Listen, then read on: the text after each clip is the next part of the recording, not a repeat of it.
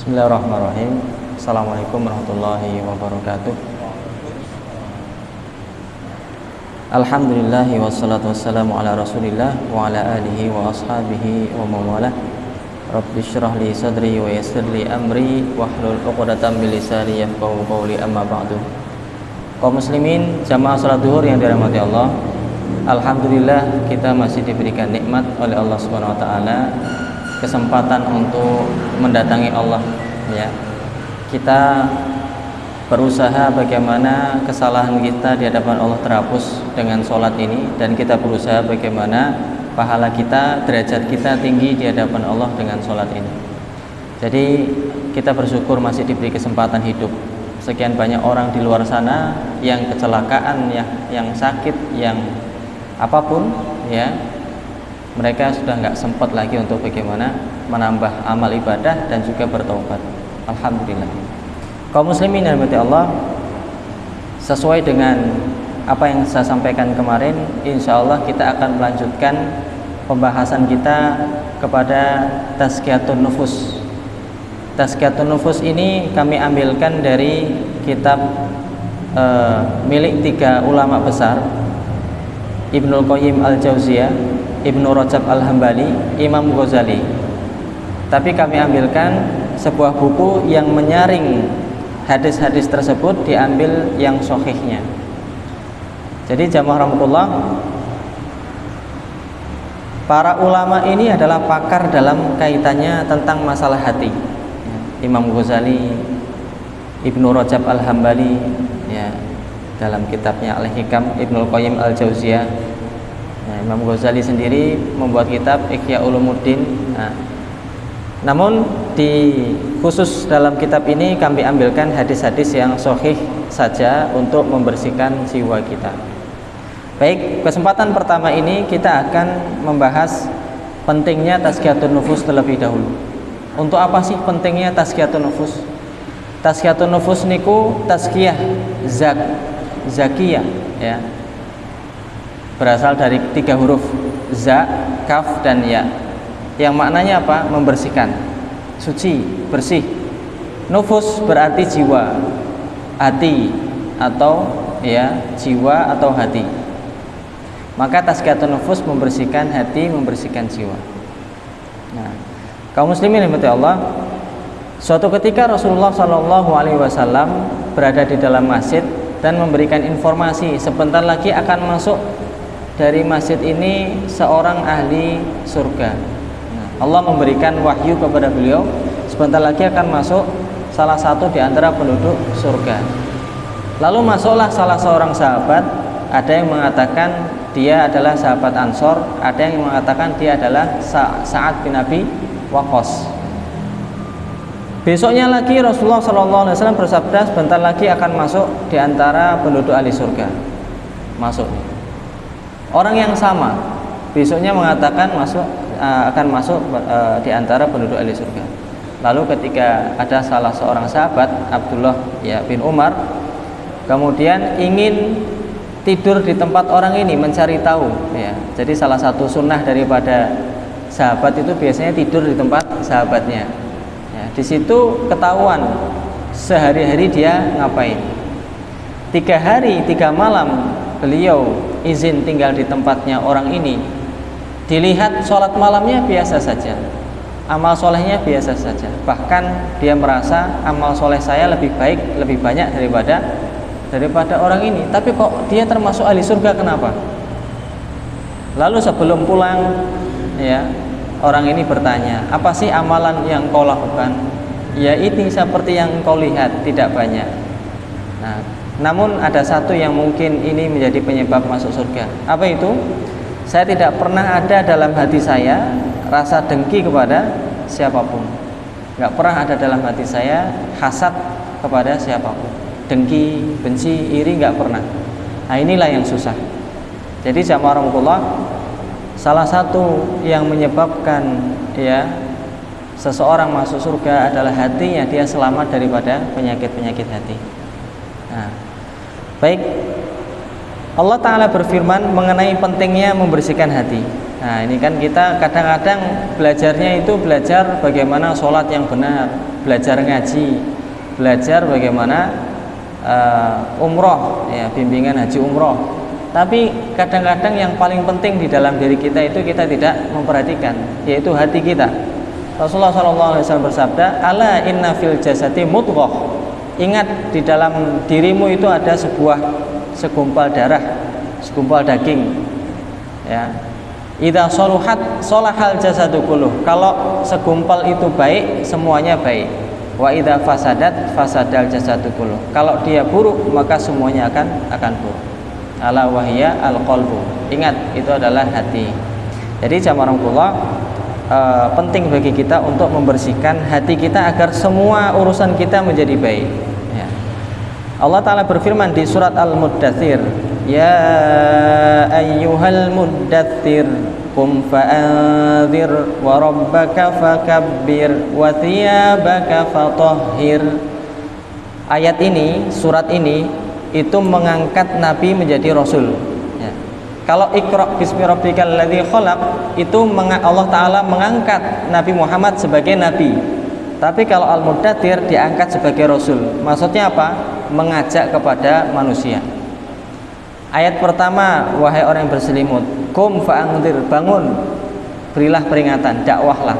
Wa rabbaka fakabbir, Tuhanmu bertakbirlah, besarkanlah. Wa thiyabaka fatahhir. Ayat keempat ini jamaah, bajumu bersihkanlah. Tapi di tafsir As-Sa'di, tafsir Ibnu Katsir, banyak tafsir menyebutkan bahwasanya yang harus dibersihkan tidak cuma baju, tetapi hati dari kemaksiatan, dari dosa, dari riya, dari sum'ah, dari takabur, dari sombong, dan lain sebagainya. Jadi yang pertama kali tugas Rasul itu membersihkan hati, membersihkan jiwa. Jadi tugas Nabi Muhammad diutus kepada kita Shallallahu Alaihi Wasallam adalah salah satunya membersihkan hati. Maka penting bagi kita untuk membersihkan hati kita. Tafsirnya ayat tersebut wa thiyabaka fatahhir, yang kedua adalah membersihkan badan kita secara umum, baju kita secara umum. Jadi kebersihan fisik itu menyempurnakan kebersihan hati. Jadi orang kadang mengatakan yang penting hati saya bersih, walaupun penampilan nggak bersih. Tapi penampilan yang bersih itu membuat sempurnanya kebersihan hati. Jadi tambah sempurna. Yang kedua, jamaah rahmatullah, pentingnya daripada ya membersihkan hati ataupun tazkiyatun nufus, Allah Ta'ala berfirman juga di surat Al-Jumu'ah ayat yang kedua, ya. Di surat Al-Jumu'ah ayat kedua, yaitu tugas yang diemban Rasul adalah juga untuk mensucikan jiwa. Surat berikutnya Asy-Syams, kita hafal masing-masing surat Asy-Syams. Wasyamsi wa duhaha wal qamari idza talaha. Terus apa tuh? Wan nahari idza jallaha. Masya Allah, sudah hafal berarti. Luar biasa. Dites langsung hafal. Masya Allah, tabarakallah. Ternyata banyak hafid Quran di sini, ya. Hafid Qurannya banyak banget, ya. Jadi jamaah rahmatullah, Allah di sini bersumpah 11 kali, wasyamsi demi matahari, wal qamari demi bulan. Di ayat yang ke-10, ya. Ya, qad aflaha man zakkaha. Sungguh beruntung orang yang mensucikan jiwa, membersihkan hati. Jadi kebersihan hati itu kunci daripada kebahagiaan hidup. Hati yang bersih itu insya Allah bahagia. Mungkin tinggal di rumah yang reot, tapi karena hatinya ini lapang, sabar, syukur, tawadhu, qanaah, itu dia tetap nyaman aja di situ, ya. Mungkin dia motornya ya ala kadarnya. Kalau teman saya dulu di pondok beli motor itu 300.000, ya. Pulang-pulang ketika berangkat itu standarnya masih ada, pulang-pulang standarnya udah ucul di jalan. Jadi pulang-pulang loh, standarnya kemana ya? Ternyata lepas di jalan. Yaitu dia bahagia saja, dia punya istri satu waktu itu, mondok belajar tapi punya istri tinggal di luar. Nah, semangatnya orang mencari ilmu. Tapi karena hatinya sudah terkondisi, alhamdulillah, dia nyaman saja dengan tersebut. Jadi jamaah hati yang sudah terkondisi dengan baik, kehidupan dia insya Allah bahagia apapun kondisinya. Ditinggalkan istri pun dia bahagia, tetap ya, bahagianya bahagia yang bahagia yang sesungguhnya gitu ya, bukan bahagia hawa nafsu dan lain sebagainya. Lalu kita tahu bahwasanya zakat itu asal katanya za, kaf, ya juga. Jadi fungsinya zakat itu untuk membersihkan harta kita dan juga membersihkan hati kepada kesombongan dan juga cinta dunia yang berlebihan. Nah, kaum muslimin yang dirahmati Allah, jadi penting sekali urusan ini ya. Kadang-kadang kita lebih mementingkan urusan amal, banyak sedekah, tapi kita lupa untuk membersihkan hati kita. Bagaimana caranya? Insya Allah akan kita kupas dalam buku ini. Tapi minimalnya ada 3 hal jamaah. Minimalnya ada 3 hal. Yang pertama adalah kita memperbanyak amal soleh. Benar tadi, banyak sedekah itu membersihkan hati, sholat membersihkan hati, zikir membersihkan hati. Apapun amal kita itu membersihkan hati. Yang kedua adalah merawat dan membersihkan secara khusus. Bagaimana caranya? Bertaubat, beristighfar, dirawat, dipupuk dengan baca Quran, begitu. Terus yang ketiga, menghindari hal-hal yang membuat hati luka atau sakit, maksiat, cinta dunia, ya, melihat aurat, ya, dangdutan dan sebagainya, itu juga melukai daripada hati. Nah, 3-tiganya ini sebetulnya kita lakukan setiap hari. Kalau panjenengan punya kacamata, itu yang pertama adalah sering digunakan, ya, atau motor sajalah, mobil kalau nggak sering digunakan dia akan rusak. Yang kedua sering dibersihkan dan dirawat, itu insya Allah nggak rusak. Yang ketiga adalah dihindarkan dari hal-hal yang merusak, ya. Contohnya kelebihan beban, muatan, ataupun masuk ke dalam jalan yang rusak. Nah, jadi dihindarkan dari hal-hal yang merusak, panas dan sebagainya. Jadi jamaah rahmatullah, sebetulnya hati kita pun perlu untuk dirawat. Jangan sampai tiba-tiba kita biarkan dia menjadi keras dan semakin mati. Waliyadzubillah. Semoga Allah melindungi hati kita dari kerasnya hati dan matinya hati kita. Baik, insya Allah pekan depan kita akan membahas nomor 1 daripada ya amalan hati yang baik seperti apa, isinya apa. Jadi sifat-sifat hati yang baik itu isinya apa saja.